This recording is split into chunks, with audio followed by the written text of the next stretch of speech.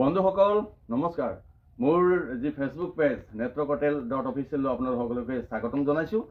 আৰু মই এটি ব্লগ আপোনালোকলৈ আগবঢ়াইছিলোঁ আজি 1-1.5 মাহমান আগত ব্লগ আপোনালোকলৈ আগবঢ়াইছিলোঁ। আৰু সেই ব্লগত মই দেখাইছিলোঁ আমাৰ পাচনি নদীৰ আশে-পাশে থকা কহুৱা বন, লগতে অসম বিখ্যাত যি ওৰাঙৰ সুইট হাউচ মিঠাইৰ বাবে বিখ্যাত, সেই সুইট হাউচৰ ভিতৰলৈকে আপোনালোকক লৈ গৈছিলোঁ। আৰু লগতে সেইদিনা একেটা ব্লগত এজন অতিথি শিল্পী মোৰ ঘৰলৈ আহিছিলে।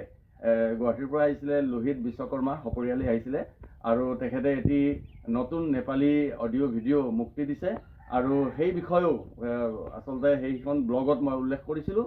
আৰু ইতিমধ্যে সেই ব্লগে মোৰ 100 শ্বেয়াৰ স্পৰ্শ কৰিবলৈ সক্ষম হৈছে আৰু 37K ভিউজ মই পাইছোঁ।